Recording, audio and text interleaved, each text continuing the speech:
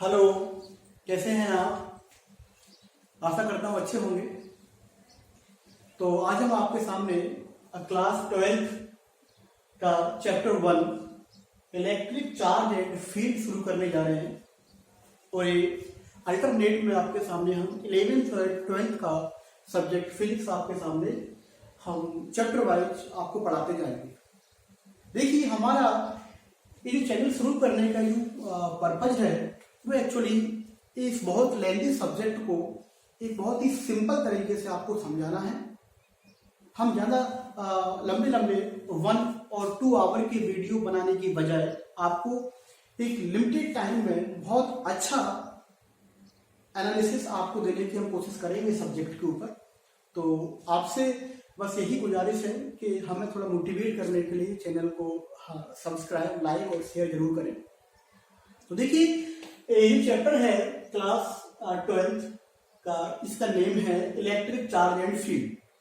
इस चैप्टर को जनरली हम 3 पार्ट में डिवाइड करेंगे और पहले पार्ट में जिसका लेक्चर आज है उसमें हम जनरली 3 चीजों के बारे में डिस्कस करेंगे। इलेक्ट्रिक चार्ज, इसमें इसकी प्रॉपर्टीज और इसका जो जनरल फॉर्मूला है वो भी हम डिस्कस करेंगे। आफ्टर दैट इंडक्शन फिनोमेना क्या है। आफ्टर दैट इसका जो लॉ है चार्ज पर, जो कौन सा जनरल लॉ अप्लाई होता है, coulomb has given this law. तो इस कूलम्ब लॉ के बारे में भी हम इसमें डिस्कस करेंगे। तो आज का ही हमारा लेक्चर फ्लो है। सो now let us start first concept of this chapter electric charge and field, that is charge. तो देखिए, चार्ज, इलेक्ट्रिक चार्ज,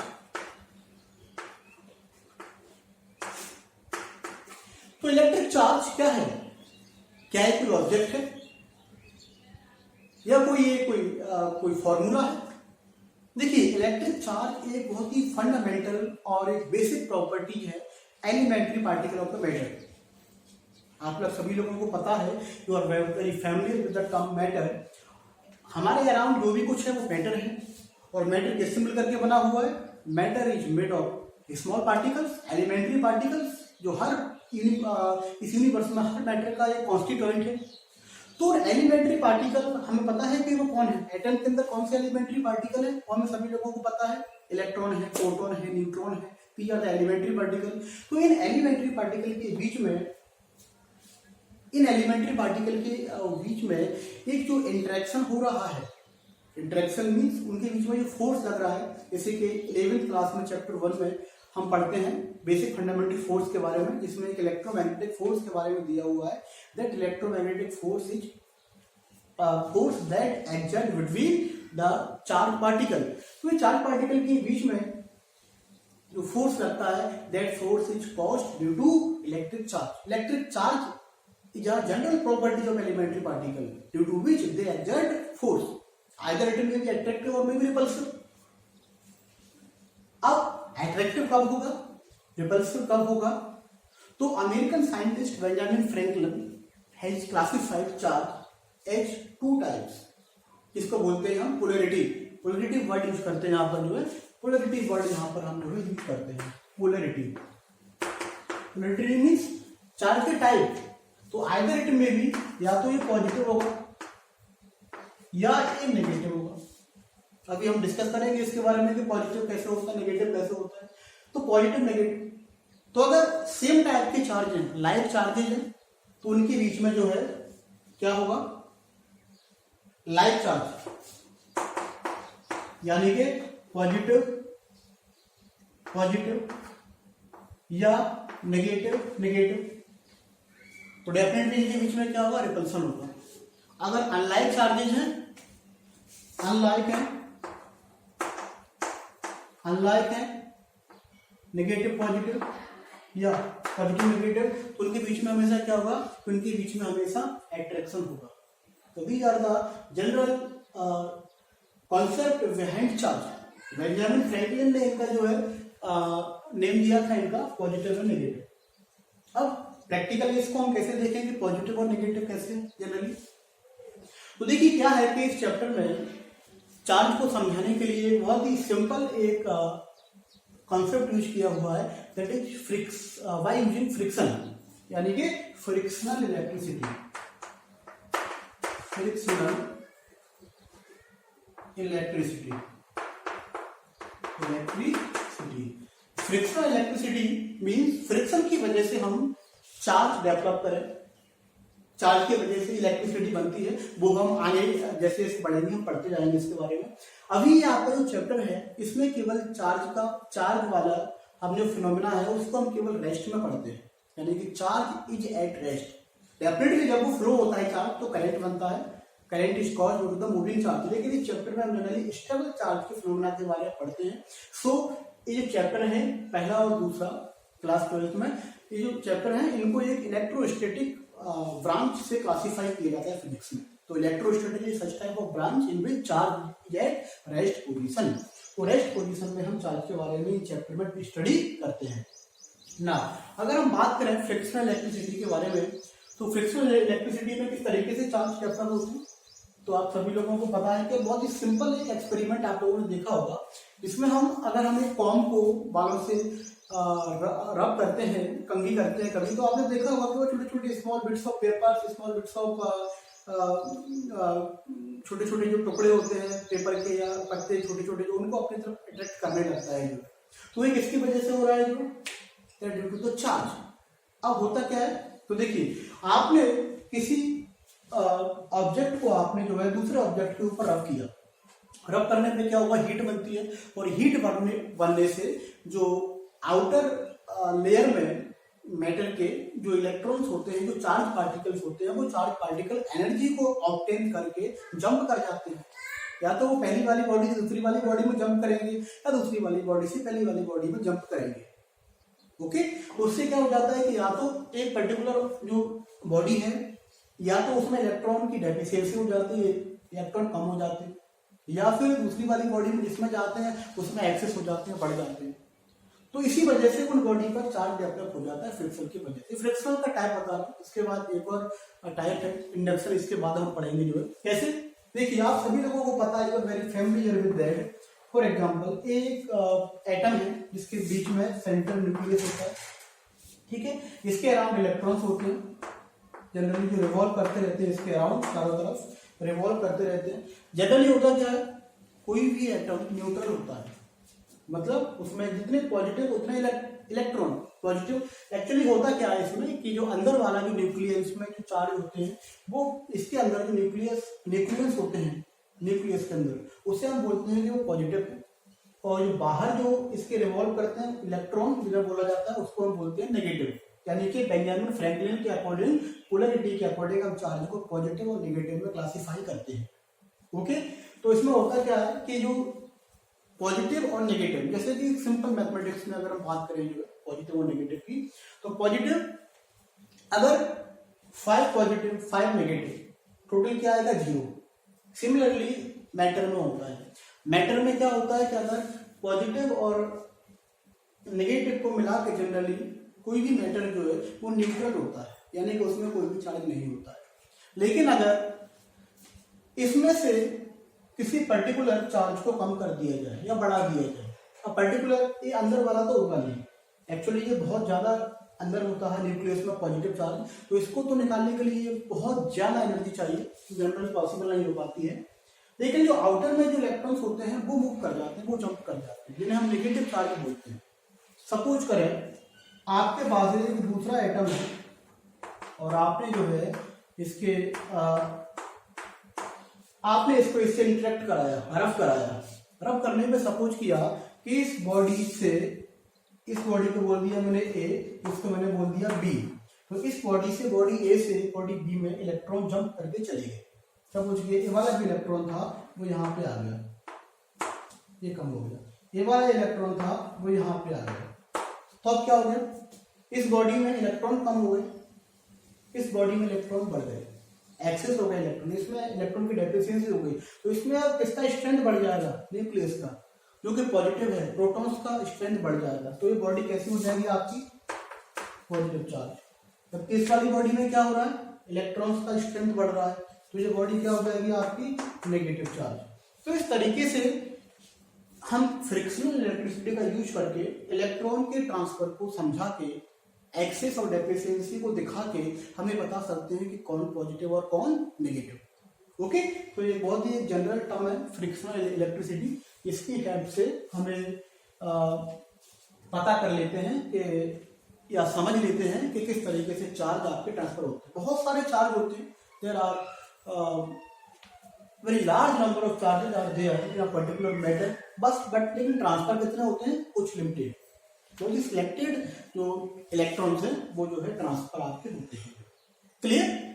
अगर हम फॉर एग्जांपल अगर हम सिल्क एक हमारे पास ग्लास का रॉड है, इस ग्लास के रॉड को अगर हम सिल्क के क्लॉथ से रब करें, अगर हम ग्लास के रॉड को सिल्क के क्लॉथ से रब करें तो रब करने पे क्या होगा, फ्रिक्शन की वजह से, जैसे कि वाई कन्वेंशन एक्सपेरिमेंटली दिखाया गया है कि इससे इलेक्ट्रॉन जंप करके इसमें चले जाते, इलेक्ट्रॉन जंप करके इसमें चले, तो इलेक्ट्रॉन यहाँ से यहाँ जा रहे हैं, इलेक्ट्रॉन कम हो रहे हैं, तो ये कैसा हो जाएगा, पॉजिटिव। जबकि इसमें क्या हो रहा है, इलेक्ट्रॉन बढ़ रहे हैं, तो ये कैसा हो जाएगा आपका नेगेटिव। ग्लास और सिल्क, यानी कि एक पॉजिटिव हो रहा है, दूसरा नेगेटिव हो रहा है। क्लियर? यानी कि इसमें इलेक्ट्रॉन कम हो रहा है, इसमें इलेक्ट्रॉन बढ़ रहा है। This is a conventional method. Similarly अगर हम प्लास्टिक के मटेरियल को वुल से रब करें तब क्या होगा, तब वाई कन्वेंशन, ऐसा मानते हैं कि यहां से इलेक्ट्रॉन निकल करके इसमें आ जाते हैं इस तरीके से, जो तो ये कैसा हो जाएगा, नेगेटिव, ये कैसा हो जाएगा, इस तरीके से हम ट्रांसफर को दिखा देते हैं। अब हम शो कैसे करें, how can be show that like charge repel each other और unlike charge repel each other.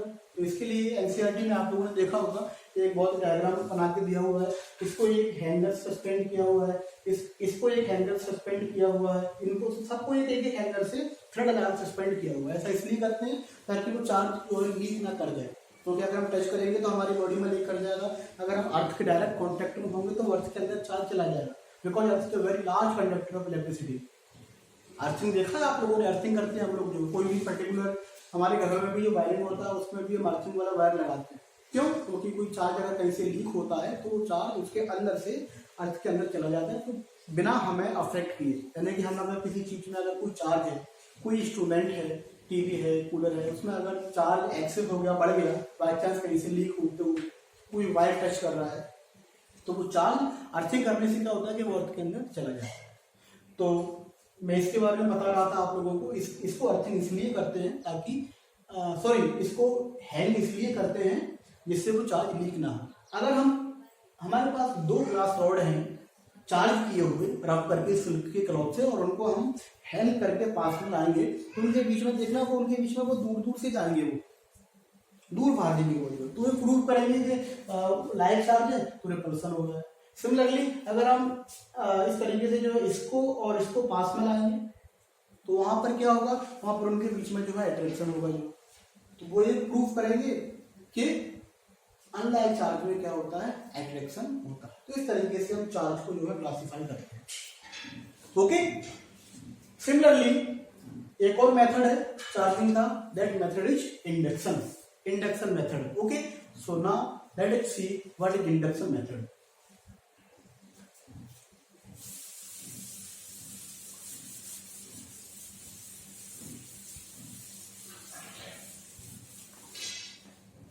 तो देखिए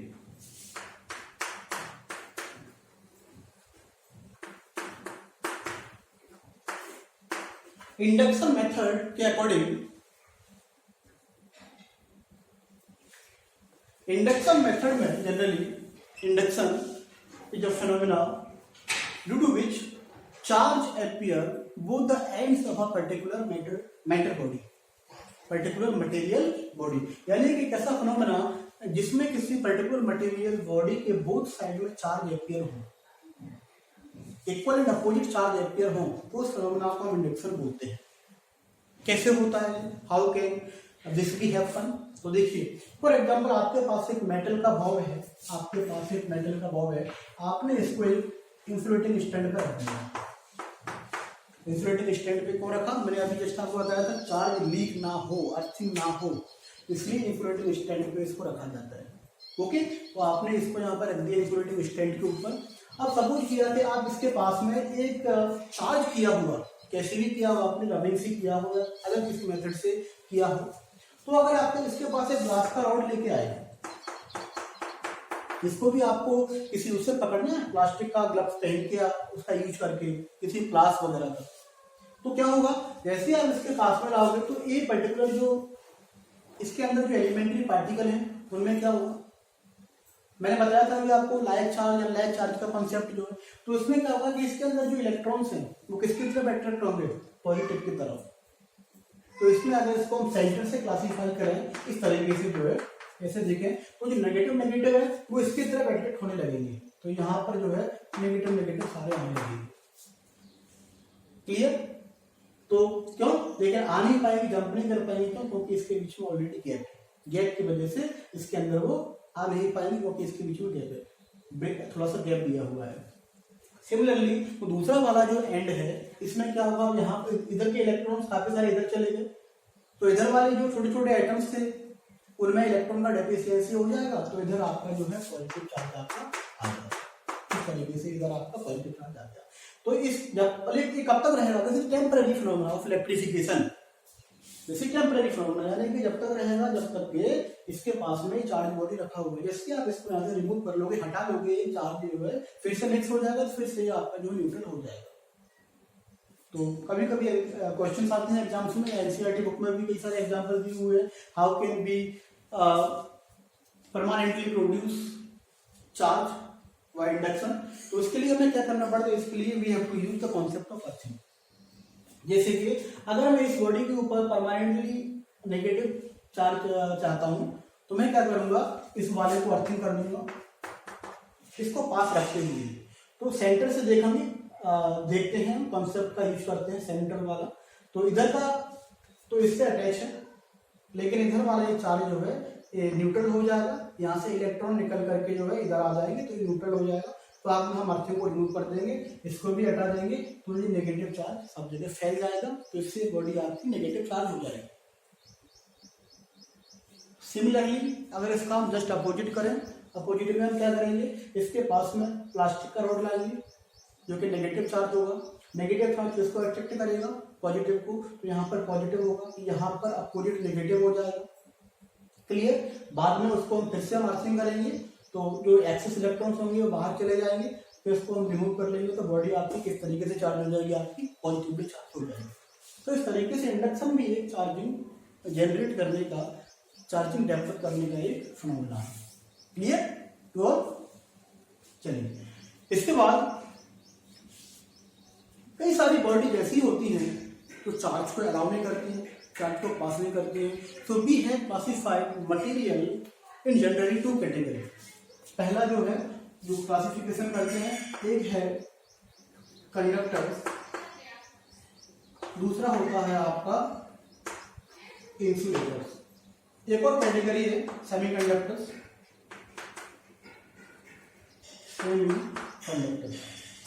कंडक्टर्स में क्या होता है, conductors are those material which allow electricity to pass through them, यानी कि उनके अंदर बहुत सारे एक्सेस नंबर ऑफ इलेक्ट्रॉन्स होते हैं, तो वो अपने अंदर से चार्ज का ट्रांसफर बड़े आसानी से करवाते हैं, तो उन्हें हम कंडक्टर बोलते हैं। जैसे कि कोई भी मेटेलिक ऑब्जेक्ट है, ह्यूमन बॉडी है, या कोई भी ऐसा जो है कंडक्टिंग लिक्विड है जिसमें आयंस होते हैं, चार्ज पार्टिकल्स होते हैं, उन्हें हम कंडक्टर बोला जाता है।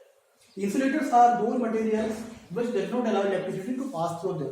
इलेक्ट्रिसिटी मींस मैं चार्ज की बात कर रहा हूँ, चार्ज फ्लो होगा तभी इलेक्ट्रिसिटी बनेगी, तो वो अपने अंदर से पास नहीं करते हैं चार्जेस को, यानी कि उसके अंदर जो फ्री इलेक्ट्रॉन्स होते हैं उनकी बहुत ज्यादा डेफिशिएंसी होती है, कमी होती है, तो वो इस कैटेगरी में आते हैं इंसुलेटर। जैसे कि जनरली ऑल जो प्लास्टिक मटेरियल है, वुड है, आपका वैक्स है, ये सब किसमें आते हैं, इंसुलेटर में।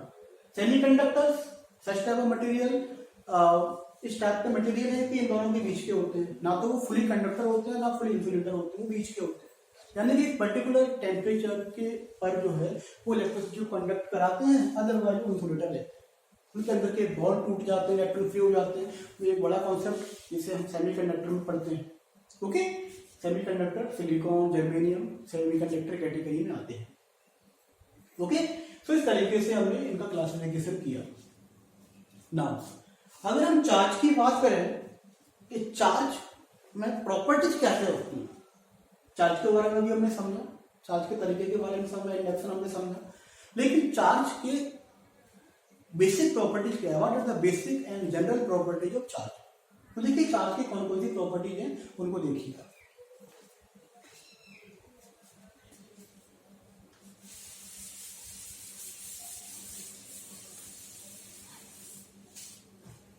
देखिए प्रॉपर्टीज ऑफ चार्ज,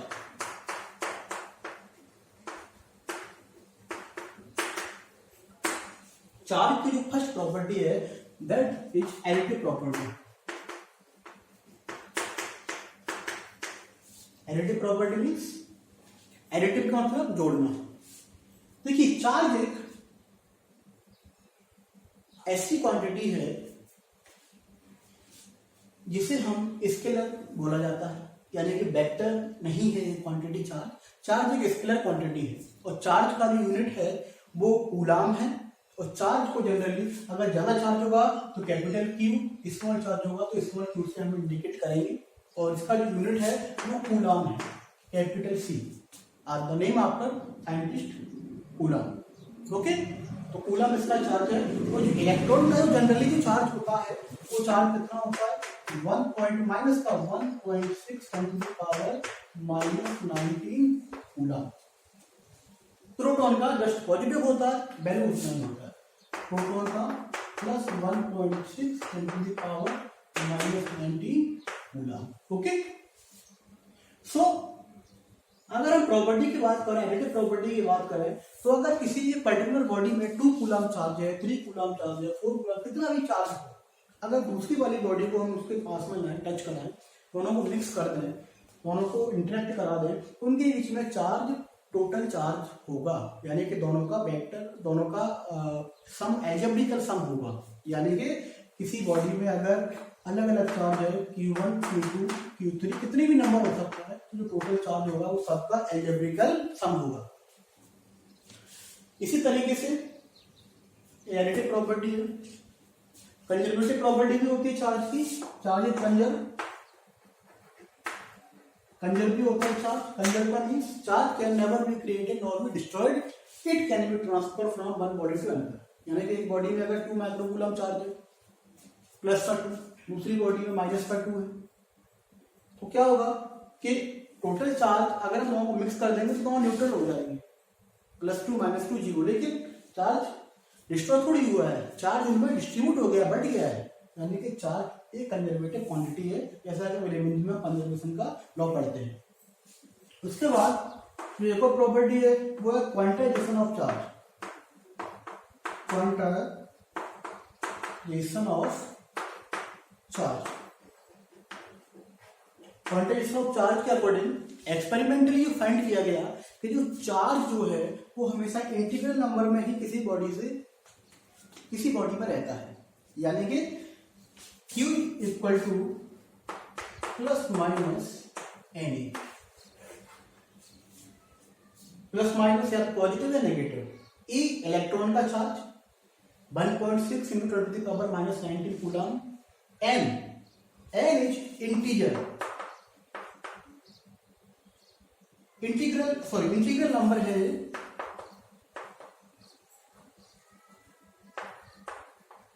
यानी कि इंटीग्रल बोल सकते हैं, यानी कि ये चार्ज कभी फ्रैक्शन में नहीं होगा, कभी भी हाफ इस तरीके से इलेक्ट्रॉन को ब्रेक करके नहीं निकाल सकते, उसको आप 1/4 करके नहीं निकाल सकते। हमेशा या तो वो 1 बाहर निकलेगा या 2, 3, 4, यानी कि हमेशा इंटीग्रल नंबर में ही बाहर निकलेगा, या अंदर जाएगा, या तो घटेगा या बढ़ेगा। यानी कि चार्ज कभी भी फ्रैक्शन में नहीं होगा, इलेक्ट्रॉन हमेशा इंटीग्रल नंबर में ही बाहर निकलेंगे। इस तरीके से एक रूम में बच्चे बैठे हुए हैं 5, उसमें से आधा बच्चा कम कभी नहीं होगा, हमेशा इंटीग्रल नंबर में ही बच्चा बाहर निकलेगा, 1 निकलेगा, 2 निकलेगा, 3 या फिर आएंगे उसके अंदर। सिमिलरली इलेक्ट्रॉन का भी कॉन्सेप्ट यही होता है। So this is called quantisation of charge, Q equal to E, this is general formula of charge. Okay, so ये चार्ज के बारे में जनरल प्रॉपर्टी यहां पर थी।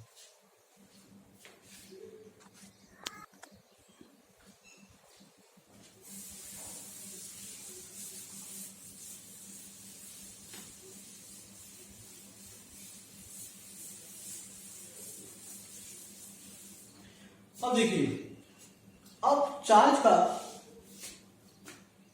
जो मैथमेटिकल इंटरप्रिटेशन दिया, उस इंटरप्रिटेशन में कूलम्ब्स ने सबसे पहले ही दिया, और mathematical quantitative form of force between charges is Coulomb's law. तो कूलम्ब्स लॉ देखिए,